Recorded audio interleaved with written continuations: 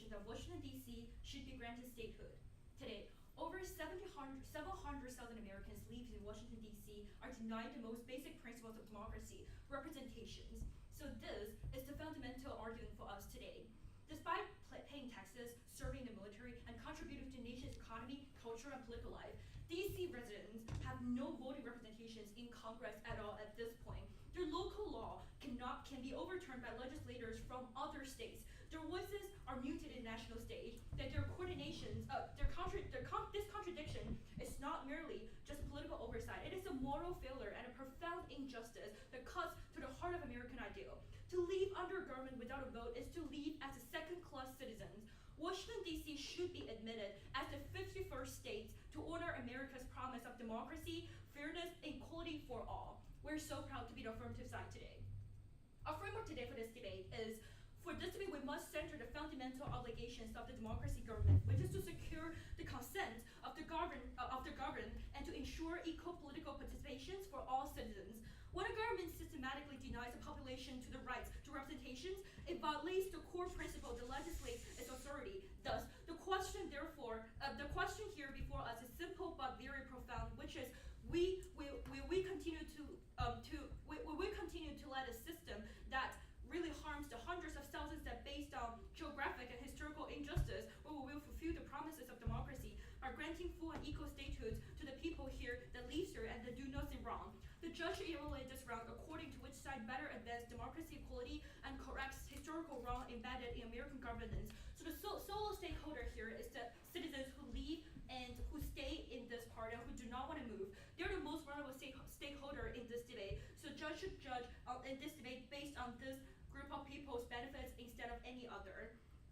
So our contention one is, the denial of representation violates fundamental American values. The United States were founded in the revolution cry of no taxation without representation. Yet today, residents of Washington, D.C. pay more federal tax per capita than citizens of any states, according to the IRS data, and will still have any voting rights in the Senate or the House of Representations. Their long delegated House can speak on the floor but cannot cast any binding votes. In federal decisions that determine war and peace, healthcare, taxation, civil rights, and environmental policy, D.C. citizens are legally voiceless. Political theories such as John Locke and the framers of the Constitution emphasize that a government's legitimacy stems from the consent of those it governs. Washington, D.C.'s represent a glaring violation of this principle that no other democracy in the world withholds national legislative representation from the residents of its capital city. So as Senator Mike Lee remarked during Senate hearing on the D.C. statehood, the United States that stands among developed nations is denying voting rights that based on no ground to its capital residents. Further, D.C.'s lack of representation is not a passive accident, but an act of injustice. The Congress exercise direct authority over D.C. that makes the local initiatives such as gun control measures, marijuana legalizations, and public health spending something they cannot speak of. The federal override strap local governments of many and reduced residents to states of colonial subjects within their own country. If democracy means anything, it must mean that citizens have the rights to govern themselves and to be represented in the institutions that govern them and chosen by them. Contention 2. D.C. statehood is a necessary act of racial justice. In Washington, D.C., that have deep racial roots, that after the Civil War, during the Reconstructions, Congress granted black men the rights to vote in D.C. earlier than many other places, that creates a political active black electorate.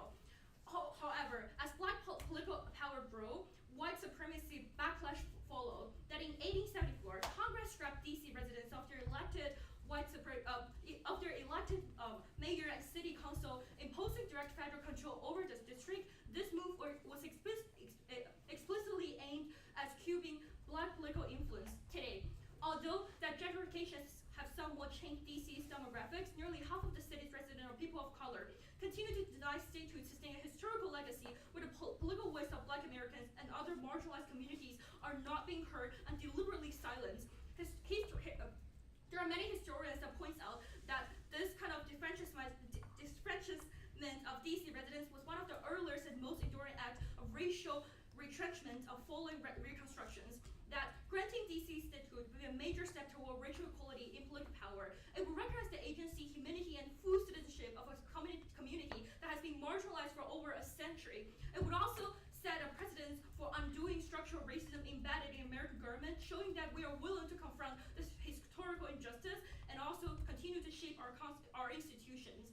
The contention 3 here is that DC already functioned as a state, that opponents of the statehood often argue that Washington DC is different because its constitutional role as the seat of the government. However, practically speaking, DC already functions like a state. It has a local government headed by a mayor, a city council, independent courts, a national guard unit, and food taxation and budgeting system. The Home Rule Act of 1973 gives DC authority over its own internal affairs, although Congress retained the power to overturn any law passed by the city, a power that have no other states endorsed. My partner is going to further explain this in his second speech.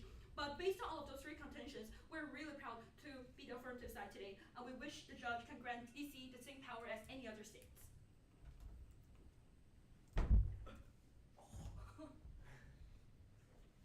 Okay, process. Wait, sorry, is this 3 minutes? 4 minutes. 4? Is it 6, 4, 6, 4? Yeah. Yeah. Okay. Okay, perfect. Give me Your phone's a on second. your laptop. It's fine. Okay.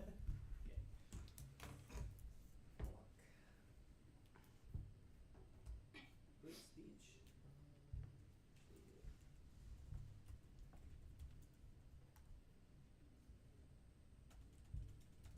Okay. I am ready whenever you are. I'm ready. Okay, then I'm ready. Alright, let's talk about racial justice, the racial justice case, right? If DC essentially has home rule at this point, what would they gain from statehood? Sorry, can you explain it? What specific things would they gain from statehood? Given them the rights to vote. Like, that's the sole purpose that we're talking about here, which they do not have. And when we are talking about function as a state, we're telling you how logistically this can work very good, and there's not going to be a abrupt change because of how it's already working as a state. But that's the problem here, is working as a state, but it's not being granted the same rights as Let me other ask you a states. follow-up to that. So what do states get, right? States get they get senators, and they get representatives, and they get the ability to vote for president. If they already have home rule, why can't we just give them the ability to elect their senators and representatives, and what does that change functionally? Because they also are part of America. They care America. They're all proud citizens that want to make it changes and want to be part of these changes. So without giving them the rights to be participating in this whole overall elections that they do not have right now, they cannot make this country in the way that they want. I think you're misunderstanding my question. The question is, if we give them full voting rights, if we give them the ability to vote for, because that would prevent, that would allow us to not make the historically federal district into a state. We could just give the citizens of DC the ability to vote for, we already give them the ability to vote for president, we just give them the ability to vote for their senators and a House of Representatives. And then why do we need specific state? We don't see why we are not giving them the right to vote for their own senator, to vote for what they actually want for themselves, because we think there's not going to be any other residents in any other states or any other city know what they want here better than themselves. So we don't understand why they're just being neglected and being taken away these fundamental rights that they have right now. So we think just principally this is wrong. Like, we're gonna prove like practically this is also wrong, but we're gonna prove first of all, which is our framework, that principally this is very wrong because we have no grounds to take away their rights to vote for what they We're think. giving no. I'm saying with the we'll move on to we'll talk about this in another speech then. Okay. So you say that DC. Okay. Let's talk about the federal income tax thing. That's kind of a funny statement, right? They pay more federal tax per capita, but do you know what the per capita GDP of DC is? I do not know. Can you explain? It is around $240,000. That is higher than any other state in the union, in the entirety of the U.S. So do you think that because they have such a high GDP per capita, it's not the citizens that are paying more income tax, but it's just the fact that there's so many businesses there? Do you think that has anything to do with the fact that they pay higher income taxes? Well, I think this is first of all non-unique. Like Delaware, and there's a lot of other states that also have business and they also have like higher income GDP due to other reasons. But you cannot, because of this, say that those citizens do not have basic or like fundamental rights. We think like having higher GDP is simply proving that they have more prosperities in their economy aspect, and this does not really link with the principal framework that we're linking back to, which is today we only talk about like why it's important to give So you agree that the idea, So you agree that the idea that they pay more federal income tax per capita is just not, like, it's not really realistic, because No, we think it's two aspects. Like, they do pay more like federal tax per capita. Like, that's how we do this calculation in this algorithm. But we do also admit the fact that you say that maybe have other factors because of how high GDP, and that makes it not like really like per person. But we do think that this is an important statement here because there are also other states that have like high business income, that have like other prosperities on economy okay, aspect. I understand. That's a good answer to the question. I think yeah, that's time. We'll call time there. Okay, thank you so much. Alrighty. Alrighty, I'll write stuff.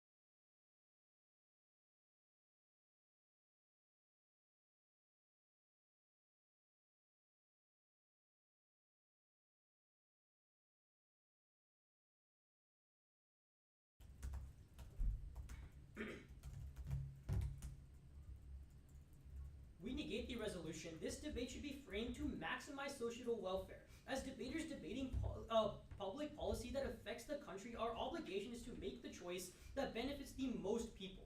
As a democracy, the US policy should be centered around the opinions and voices of the people. It is important to recognize that DC statehood is opposed to by the majority of Americans, with only about 30% in support of statehood. With that being said, our first contention is hyperpolarization madness. Feinberg explains that Republican representatives oppose DC statehood largely because it would shift Senate power towards Democrats. Historically, Washington, D.C. has consistently voted for Democratic candidates, never supporting a Republican in any presidential election since it was granted electoral votes. Indeed, Huda from the Brookings Institute quantifies that Republican opposition to DC statehood is driven by political calculations, pointing out that since 2000, Democratic candidates have secured over 89% of DC's votes on average, illustrating its strong Democratic leanings. McCoy argues that polarization stems from the creation of perceived threats, often fueled by political leaders for personal gain. She cites how Donald Trump's portrayal of Central American refugees as an invading army deepened polarization, leading individuals to trust their own side uncritically. In the context of DC statehood, McCoy warns that Republicans could use it as another manufactured threat to exacerbate polarization. The Cato Institute emphasizes that granting DC statehood would inject partisanship into the process that historically, like with Alaska and Hawaii, required bipartisan support. Schultz of Fox News reports that Republican opponents see the DC statehood bill as a Democratic power grab, arguing that founders intended for the capital to remain distinct from these states. For example, Representative Chip Roy of Texas stressed that the move is primarily about increasing political power and would fundamentally change DC's nature. Preventing polarization is key to solving gun violence, as Gambrone highlights that communities with stronger social ties experience lower rates of gun violence. His research in New Haven suggests that building neighborhood connections can help reduce violence and foster resilience, whereas communities lacking cohesion face higher risks. Second, polarization kills legislation. As Sarah Binder from the Brookings Institute found that the major reason that nothing is getting done in DC currently is partisan gridlock. Polarization increases the amount of gridlock in Congress. Nearly 75% of the salient issues on Washington's agenda are subjected to gridlock. This will increase executive orders since Congress can't pass as much legislation, causing more authoritarian actions.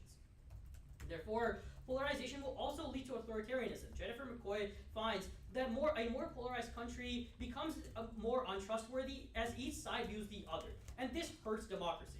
This leads to a collapse of democracy, as Kleinfeld and Sobel find that partisanship becomes equated with patriotism, and destroying the other side becomes an ultimate goal. They find that this is what ultimately causes democracies to fall apart. Second, we propose an alternative to DC statehood. DC has some representation within the US Congress, however Puerto Rico, which is a US territory, has virtually no representation and is discriminated against more and should be granted statehood over DC. According to Laws 23, Puerto Rico is far more deserving of statehood than Washington, D.C. because of the extreme inequities such as unjust Medicare caps, severe healthcare funding gaps, and inadequate disaster relief that it faces as a U.S. territory. Granting Puerto Rico statehood would correct these systemic injustices and provide the equality in federal laws and voting rights that its citizens deserve. A YouGov poll shows that Puerto Rican statehood is more popular among Americans than DC statehood to begin with. And with nearly 60% of Americans being in support, while only 34% express support for DC, and 30% are outright opposed to DC statehood. The Puerto Rico report further highlights that this statehood ideology has more bipartisan support, unlike DC statehood, which would fuel political polarization while also solving their democracy claims. Another alternative to DC statehood is retrocession, specifically retrocession into Maryland, since Maryland used to own the federal land that is now used for the district. Retrocession makes the most sense. Republican lawmakers want DC to have a representation as well. Ashton Musgrove of The Atlantic find that some Republican lawmakers have voiced their support for DC, yet they reject statehood as a power grab by congressional Democrats, who simply want 2 more safe Democratic seats in a tightly contested Senate. These Republicans advocate an alternate solution, ask Maryland to absorb the district through a process called retrocession. This process would be preferable for 2 reasons. First, that DC lacks the infrastructure. Smith argues that DC lacks industries and amenities typical of states, relying on neighboring jurisdictions for services like waste management and law enforcement. This dependency is framed as a practical barrier to independent governance. Second, retrocession is more politically popular with Republicans and Democrats. This solves for the overall representation issue. Our final contention is politics. Hart et al. 23 proves that DC statehood is an illusion since congressional riders will gut its autonomy, blocking abortion access, marijuana legalization, and gun control reforms. Since 37.2% of DC's budget depends on Congress, riders are unavoidable and enforce federal control indefinitely. ALA 16 and Me 13 show that riders are the norm and can be introduced by anyone in Congress, meaning any future reforms will be strangled without exhausting political capital.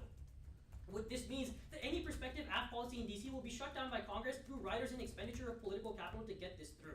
Michael also warned that bills like the Reorganization Government Act of 2025, which is HR 1295, which was approved in a 23-20 party line vote, can't be passed now as there's not enough votes as it needs 60. However, the plan causes it to pass as a rider. This enables the dismantling of agencies critical to civil rights enforcement and social safety nets, leading to the defunding of programs serving marginalized groups, as it allows Trump to circumvent the courts, currently blocking many executive orders doing that. Particularly also impacts DEI programs as well as HR 2056. The District of Columbia Federal Immigration Compliance Act also results in the loss of the sanctuary city status for DC. Overall, this is why we negate. Thank you. Ready for cross? Yes. Ready whenever you are. Everyone ready? Your first concern is about polarizations. Isn't America is already a super polarized country at this point because of Trump administration and making everything like so backsliding? Okay, our point is that with DC being a state or transitioning into statehood, you're going to overall lead to more polarization, right? Insofar as you can already see the negative effects of polarization taking place in the status quo, if there's more polarization, then those negative effects will only get exacerbated rather than getting solved in the first place. Wait, sorry. I think you're mixing 2 things here. You're saying that this country is polarized enough and you don't want it to be more polarized, but the thing is, right now, like, because of how Republican with Trump's leading is being super extreme at this point, shouldn't having a Democratic power here as a counterbalance, making country less polarized to some extent, instead of just far sliding back only to one extent, which is Republican country leads by Trump, like totally that is making law every day and being not passed every day? So, what is your question exactly? So, like, do you think in a country that is already super extreme on one spectrum, like on one side of the spectrum, it's good to have a counterpower, and that's how it makes a balance instead of polarizations? I would say polarization is caused by having too much like differences in opinions, as well as just like doing things that a lot of different people in different parties won't like.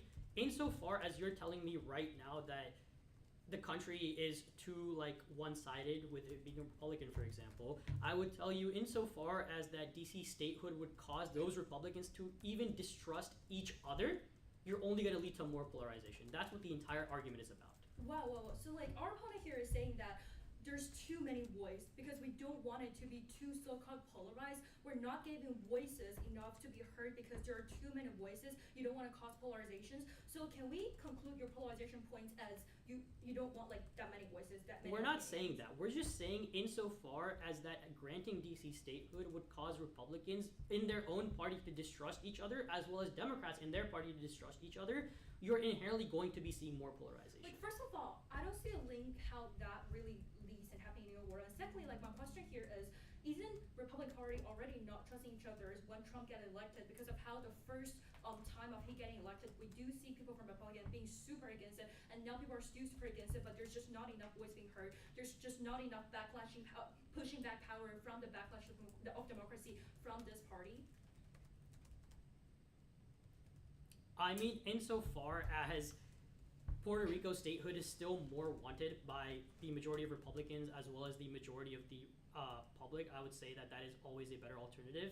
And towards your voices argument of like trying to conclude our entire point as saying, oh, you guys don't want more voices, I would say if anything, we want more voices, right? Insofar as Puerto Rico is, we are advocating for a Puerto Rico statehood. We're not saying we shouldn't give Puerto Rico statehood or Washington, D.C. statehood. We're saying it's more likely and it's better overall beneficial for the country as a whole I understand. to give Sorry, Puerto can I Rico. just quickly follow up because Yeah. time is running up. So like, just two in a row. One, we have more choices, but there are ultimately gonna be more no matter like this voice from this party or from other party, and another word which is like false prosperity, that there's peaceful, like looking good, harmony, but there's no actual like no matter like thoughts clashing or like enough conflict. So which word do you prefer? We are saying that there's still going to be Can you thoughts just, like, clashing, which- right? Mhm. I mean, your two words are extremely polarized, right? Because you're saying, oh, in one world you only have voices, in one world you have no voices, right? I would say either of those worlds are extremely terrible for the country as a whole. I would say we're advocating for something down the middle, right? Because insofar as I things understand. like less than seconds, just wanna ask. So like, is country right now leading by Trump already a democracy backsliding country? Yes or no? could you repeat your question? Do you agree that right now the country is already super polarized and democracy is backsliding under Trump's leading? It will get inherently worse. That's what our entire point is. Thank you.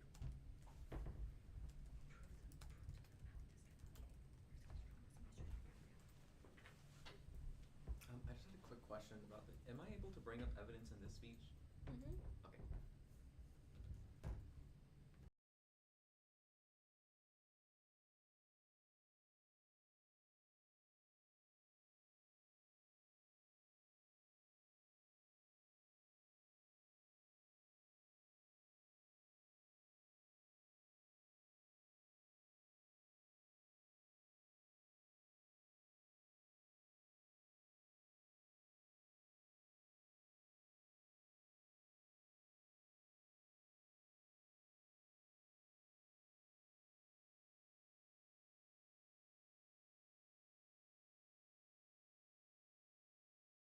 My time starts on my first word.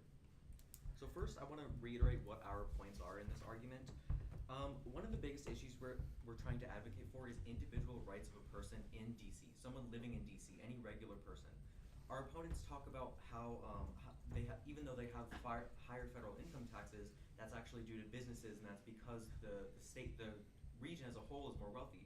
But that still affects more negatively people of lower income because it still exists. There is still homelessness. There are still low-income communities in DC that are still affected by these higher federal income taxes that aren't necessarily benefiting from the businesses in the area.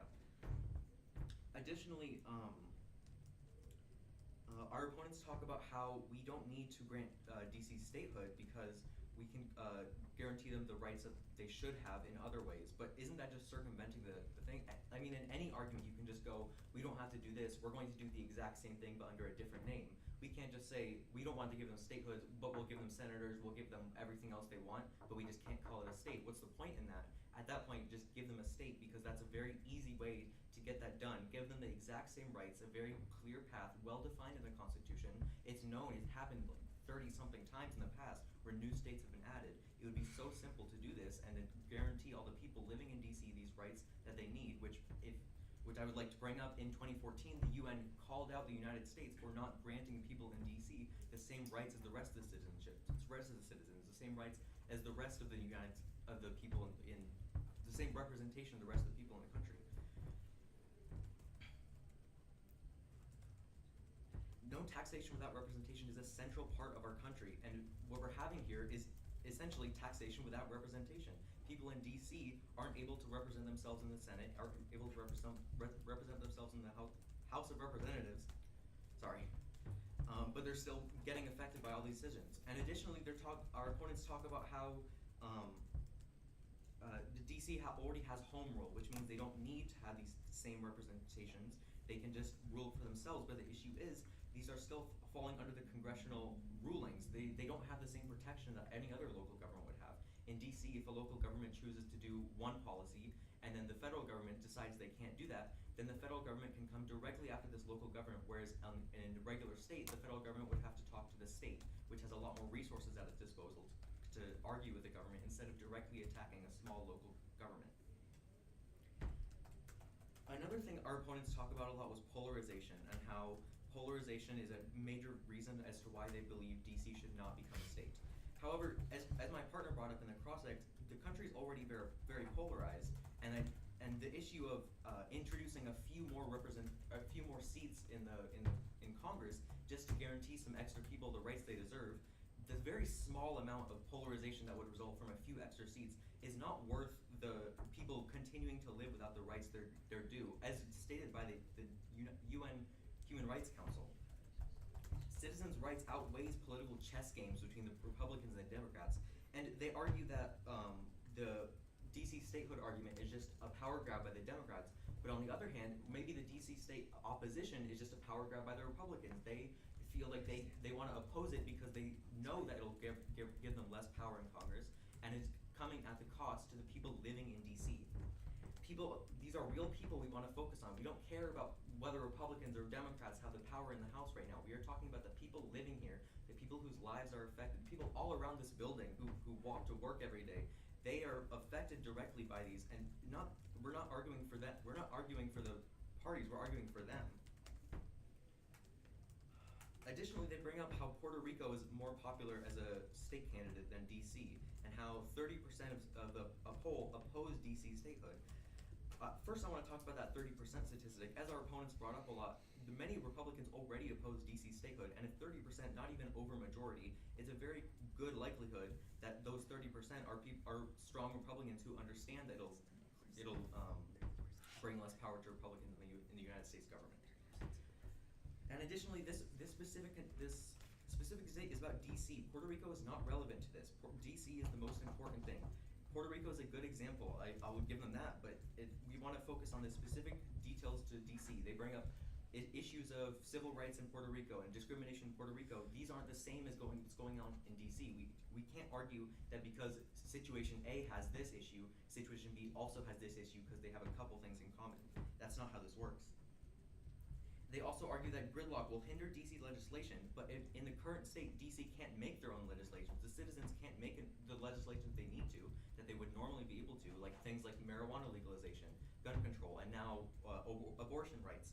It doesn't matter if there's a chance of gridlock, as there is in any other state, which is able to pass these things if we give them statehood, versus now where they aren't able to do them at all. It's better to have a chance at gridlock than it is to not be able to do anything.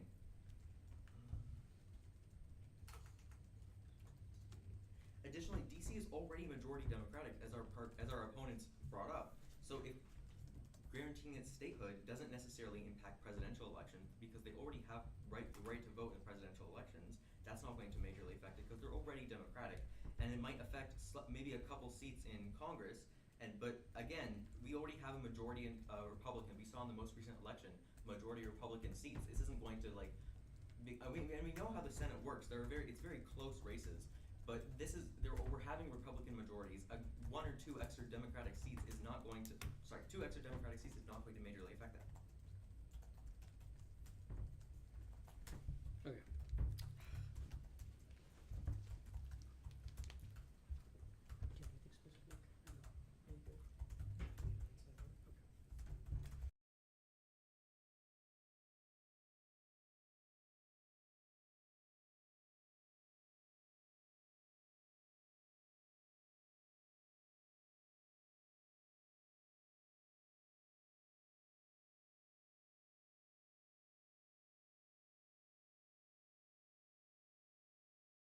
Okay, so on the entire Puerto Rico stuff, right? You say that we tell you that 30% of the population is against statehood. I would say in the very beginning, of my speech, I told you that 30% of the population is in support of DC statehood. It's not 30% against. I see. I misheard. So yeah, that's just getting that clarified at least. And then I would also say on to Puerto Rico,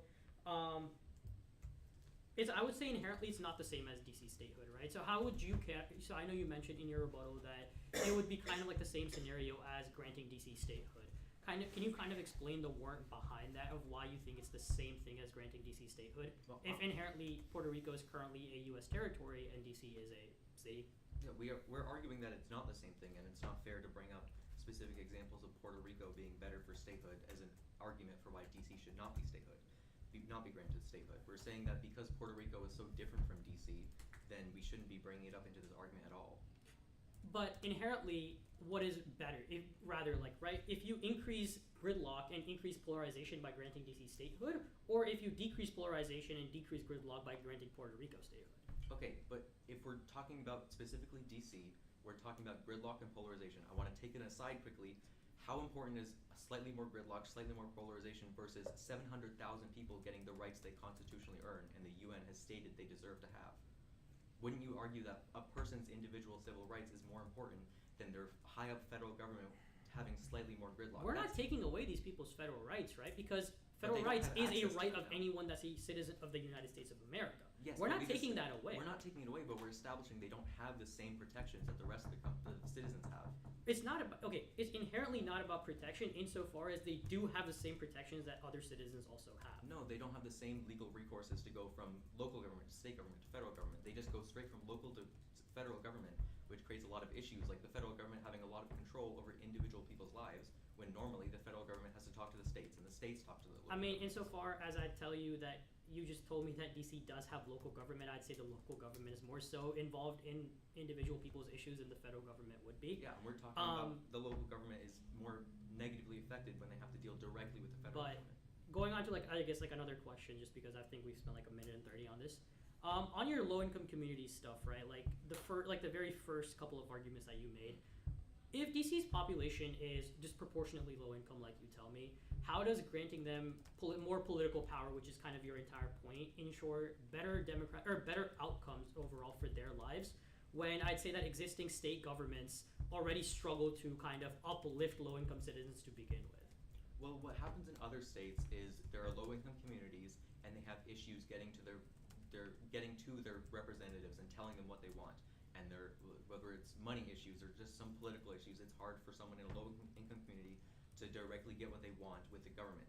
In DC, what happens is these people, they're low income, and they can only talk to their federal government. You can't walk up into Congress yourself and talk on the Senate floor. Okay, but that's not my question, right? Insofar as your entire argument is giving DC statehood and granting people more political power to solve for their disproportionately low-income issues. If like areas that are already states, right, in the United States of America, struggle to uplift low-income citizens in the first place, how is granting statehood solving anything? That's my question. They're struggling doesn't mean they're not doing it at all. There are cases where we've seen civil rights get advanced because of these government actions. We need to make sure that DC residents are able to do this. What happens in other states is they're having trouble doing it, but they are able to do it. In DC, they simply aren't able to do it. Okay, that's time.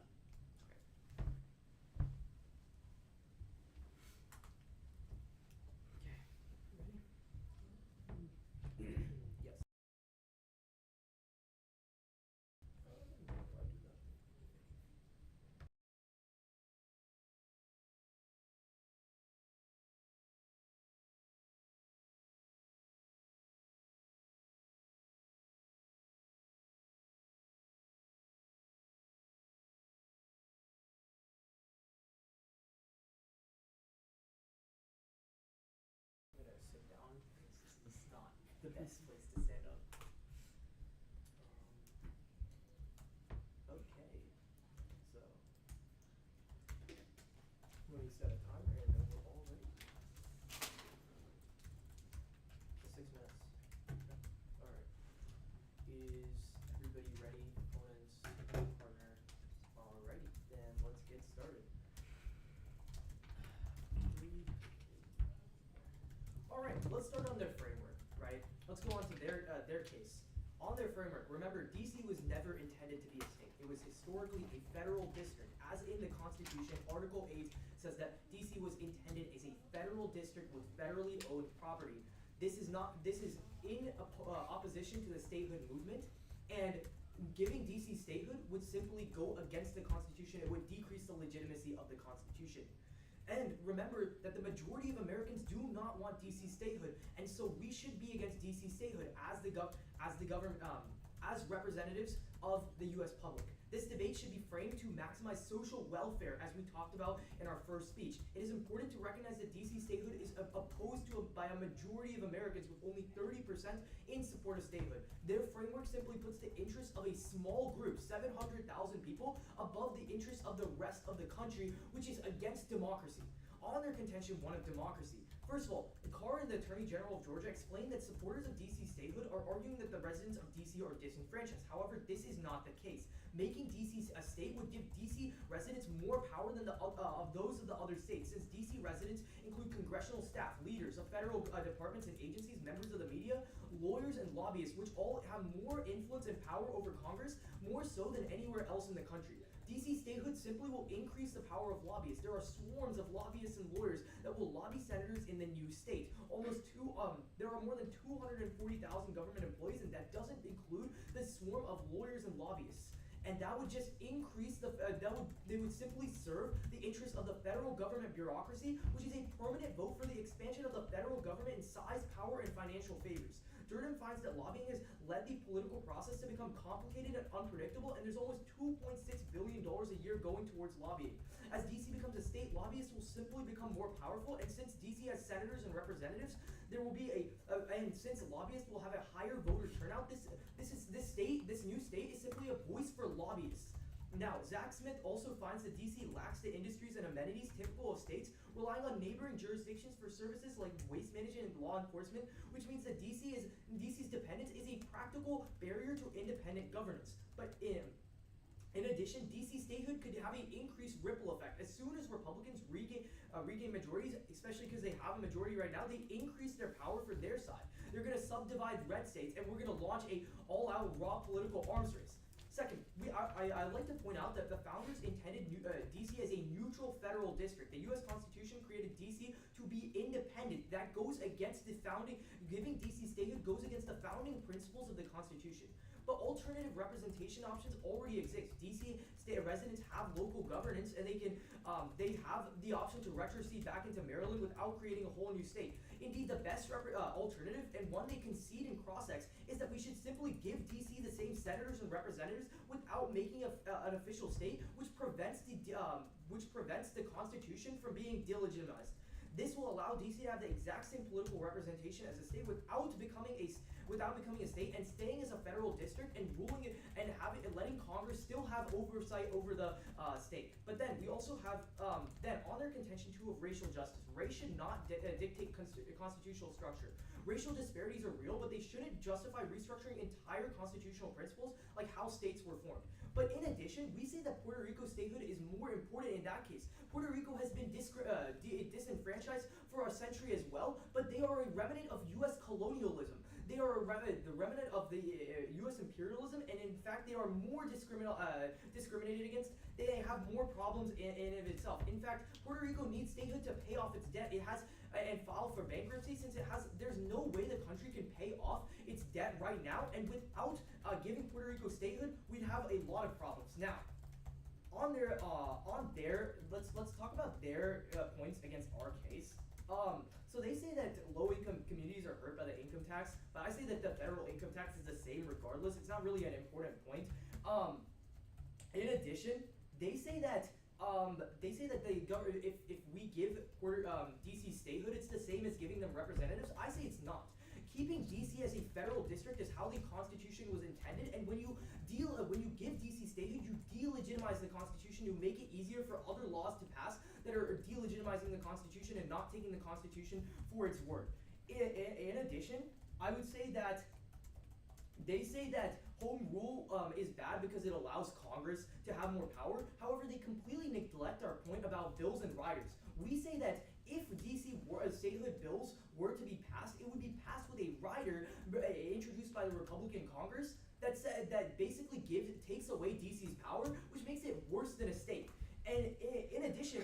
riders could pass as well. We say that Trump's rider to restructure federal agencies could pass with that, and that causes even more harm. And remember, that would hurt the entire country, not just the people in DC. In addition, they say that Puerto Rico statehood, they say that DC statehood is more popular than Puerto Rico statehood. That's just a complete lie. The majority of Americans, both Democrat and Republican, support Puerto Rico statehood. It is the better alternative, and it's better under our framework, which supports helping the majority of people, which they don't address. In addition, they say that gridlock will hinder legislation in DC. That's not our point. Gridlock affects the entire country as a whole, insofar that they don't respond to this argument, and also the argument is very strong. I say that if DC becomes a state and the U.S. becomes more hyperpolarized, we would simply have more gridlock. Puerto Rico and retrocession would solve those issues. Okay. Cross-X.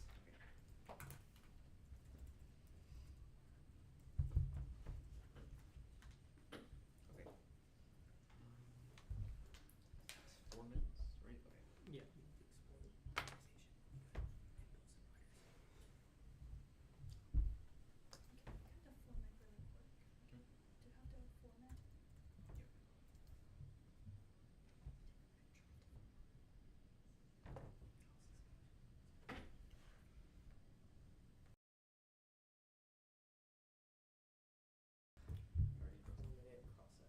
Judge, you ready? Okay, time starts on my first word. Okay, first I want to start off with a simple question. Which is more important to you? Making our government more efficient, or having individual people have the rights they deserve? I believe that, okay, so I believe, yes, the individual people should have rights. My idea is that DC statehood is simply going to create more negatives than positives, and we don't really address that. I feel like Puerto Rico deserves statehood first. They have more people that are disenfranchised. That argument goes, basically isn't responded to within, I don't have a proper response for it. And so, I mean, I really just think that that would give more people the chance to vote. That would give more people that would give more people the franchise. That would also address a lot of the issues that are plaguing Puerto Rico right now. They have high debt. They can't have Medicare. There's a bunch of hurricanes that are affecting them, and they can't get federal aid because of that. Okay, There's just so many issues But there. that's Puerto Rico. This is DC. Yes, and I'm saying that Puerto Rico statehood is better than DC statehood because it avoids all the issues that we talk about, and it also gives franchisement to people that are historically disenfranchised. But let's say Puerto Rico gets statehood. Why does that mean DC can't get statehood? Why can't we have both? Okay, first of all, there's two things for that. One, we shouldn't have both because DC statehood is inherently bad. But you just argued Puerto Rico statehood would be good. Yes, because the Puerto Rico statehood is widely popular. So it would pass without bills and riders. It would pass without hyperpolarization. It's widely popular within almost like 60. The majority of Americans support Puerto Rico statehood. That doesn't necessarily The mean it's second, good. Yes, but the point is that we should act upon. That's fine. You don't prove that it's bad, and our framework is that we should act upon the wishes of the general populace in America because that's what a democracy is.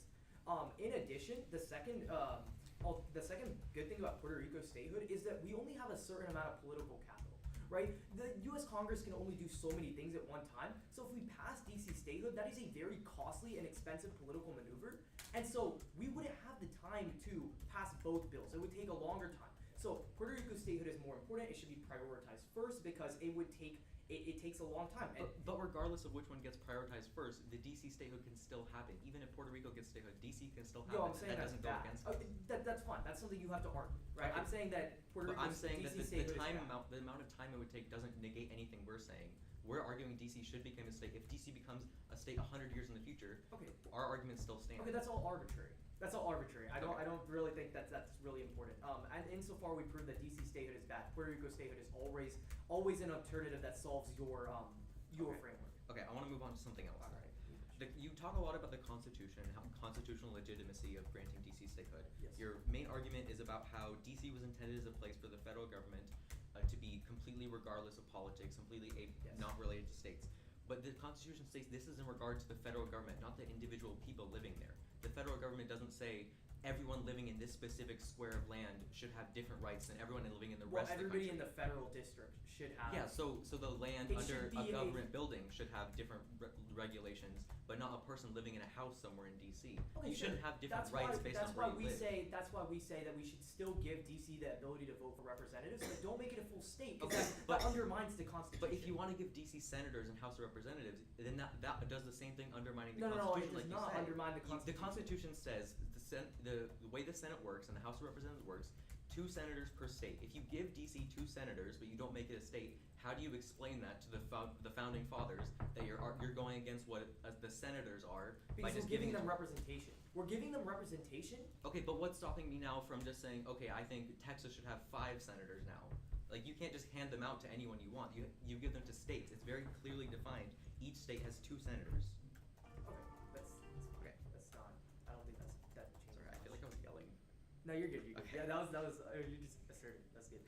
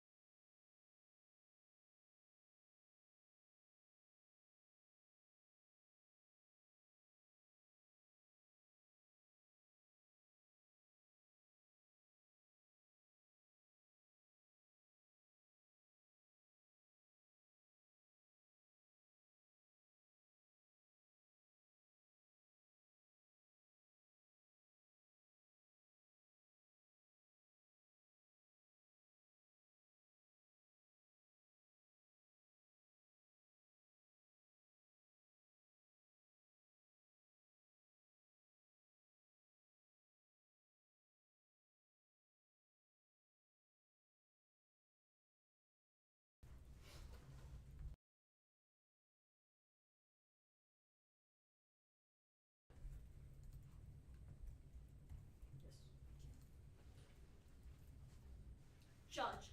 Backsliding is happening in the U.S. already. Trump's election and key allies signal erosion of key democracy norms, according to ECP at 2025. The newest news that this key to toppling authoritarianism is to have more counterpower from the democracy that leads to the giving states that have a democratic leaning power state is so important. That is why today we want to grant Washington D.C. this power. Democracy's impact filter that without democracy, with this current authoritarianism regime, it leads to a laundry list of harm extinction risks that is not just supporting international terrorism, proliferating weapons of mass deconstruction, and threatening the deterioration of the neighborhood. That, according to Larry Dummington 22, that authoritarianism regime is also fostering the oppressive, violence, racism, patriarchy, and also ethnocentric and xenophobic nationalism. So this leads back to our second condition, which is we prove to you that this place, literally this place we're standing right now, have more than 50% of the population that are black people, people of color, that is not being granted rights. They give no answer to this in the whole debate. Don't let them answer to this later because it's too late.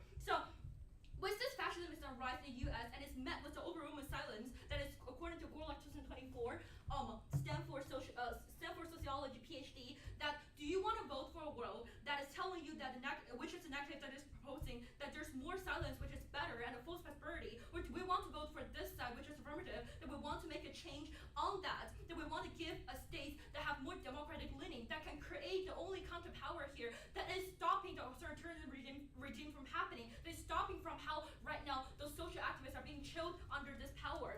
The most important thing is also principle. That throughout this whole debate, they didn't tell you any reason about why we can deny those people's rights to vote, those taxpayers' rights to vote who live in America, who are American citizens, who love their country so much. And that is why you can vote solely on this. But we also have to turn on the social impact by the previous connecting back to our contention too. This can be a solo voting issue because they cannot tell you and give you a single reason throughout the whole debate about why individuals does not have the rights to want to make their states a state that is the state that is the state that have statehood.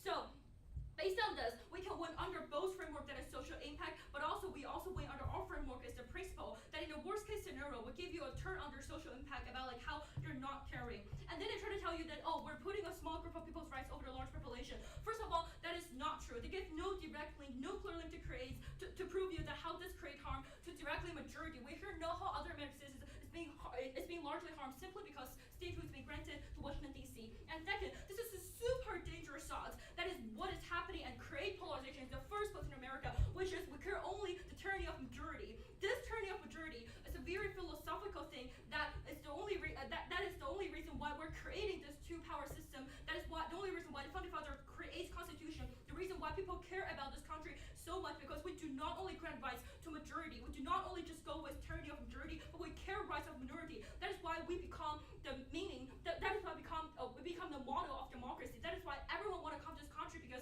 we can find protections no matter who you are, no matter what's your gender, no matter what's your skin color. Because even if you're a minority, you do not need to live under a tyranny of majority. Which that is why their thoughts fundamentally creates polarization that they're talking about in their case, which is so dangerous. And we do not want a world that only listens to the voice of more people with more population, because we think rights cannot be compared by numbers of people, by numbers of heads.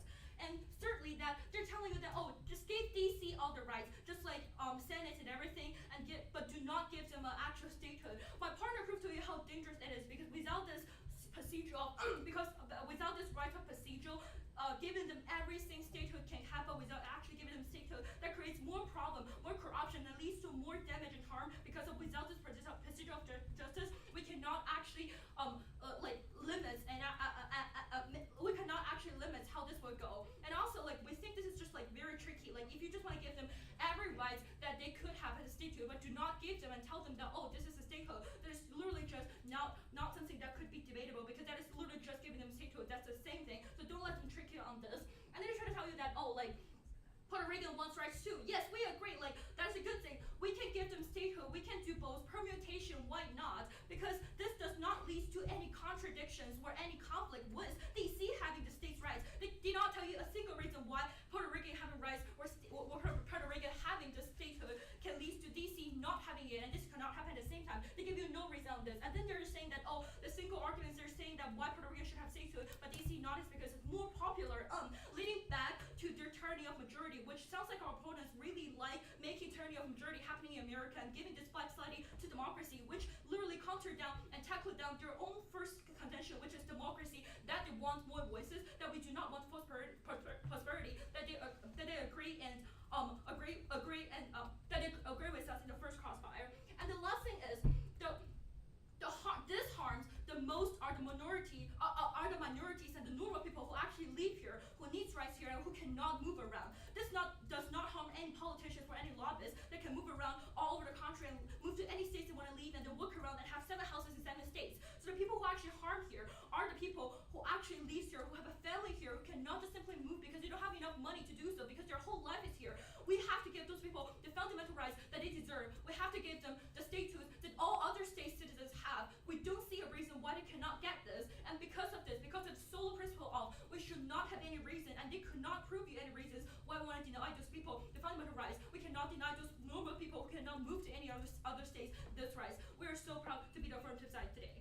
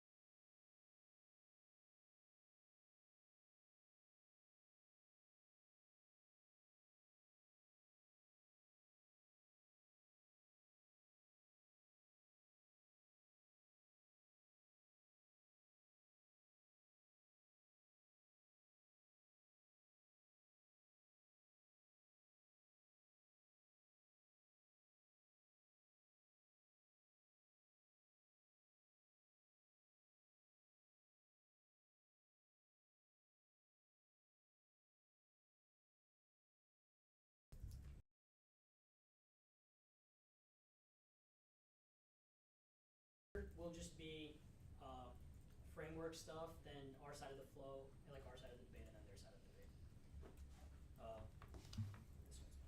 Is everyone ready?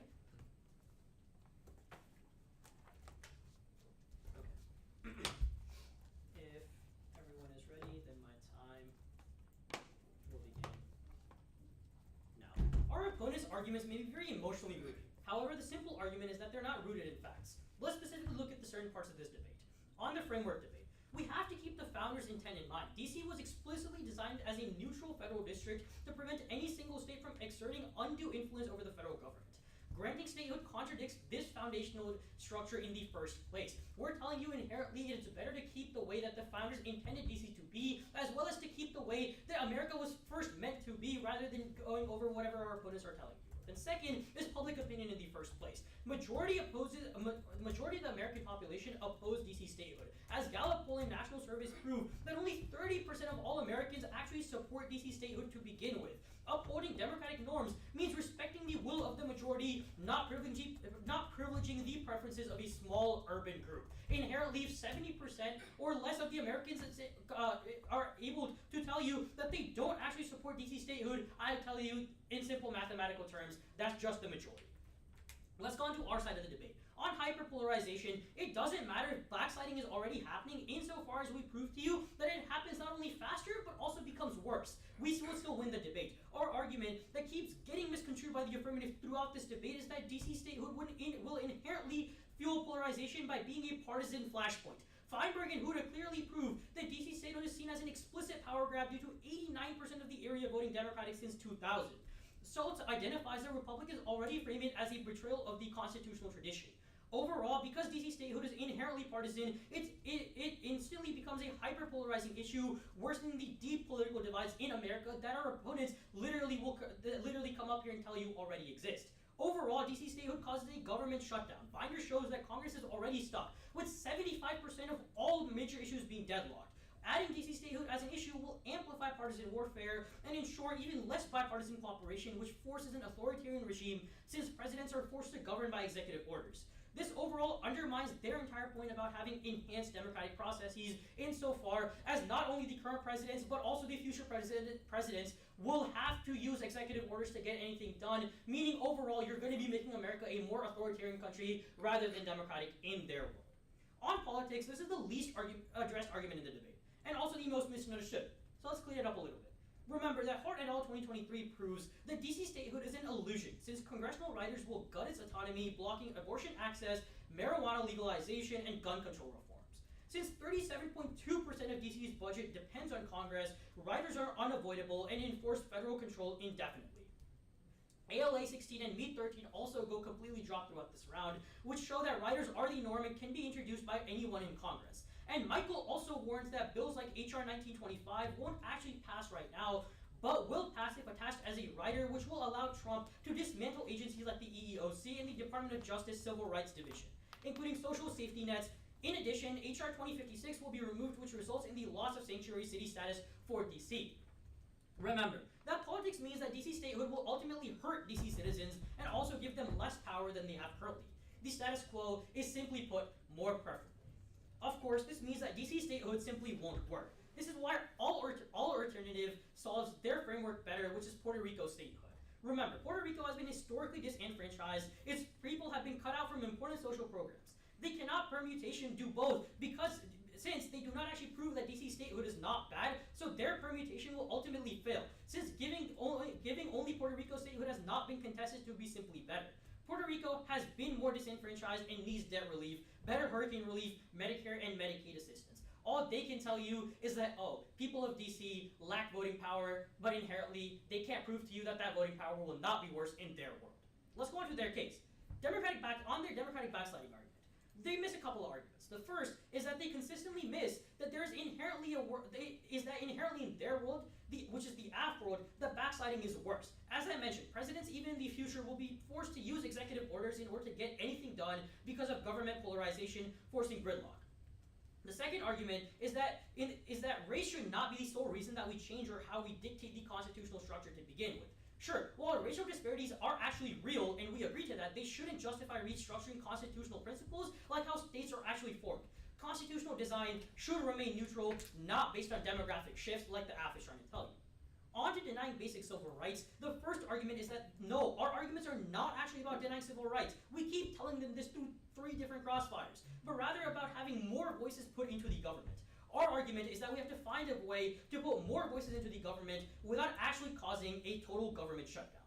Overall, I would say the Puerto Rico argument does a very good job of this, since Puerto Rico has a bigger population and goes uncontested throughout the entire round, since putting Puerto Rico into as a state will be better. They really like bringing up tyranny of the majority in the last speech. We do not see tyranny of the majority, but we do want to benefit the most people. This is the point of democracy. DC statehood hurt the majority of people while helping a small group. If DC statehood did not hurt anyone, then it would be perfectly justified. That is the reason we oppose DC statehood. Remember, our politics argument is conceded throughout the whole round. As we explained, bills and riders will give DC statehood only a name while also destroying DC's autonomy and budget. In addition, other riders that are harmful would be passed, including HR 2056. Insofar as that DC statehood causes additional harms, it gives you all of the reasons that DC should not be a state in our framework. If anything, we win their framework as well, because riders would hurt the citizens of DC and strip away their rights, which is the exact thing that the AF tells you that they're not trying to do. At the end of the day, I would tell you it's a very clear neg ballot. Thank you. Great debate, guys. Yay! We got through it. Since it's live streaming, just on the record, I have like all the respect to our presidents, and like this is a debate. Please don't deport me. Like I'm sorry. I think that is actually pretty Like important to say. everything I said is just like in a debate rounds and like quote from like experts and professors, like not myself. Like I love this. They're not country. your I love views. the country. I love I love the president. We're country. doing I it love the today. president. I want to stay here, please. Like I'm a good citizen.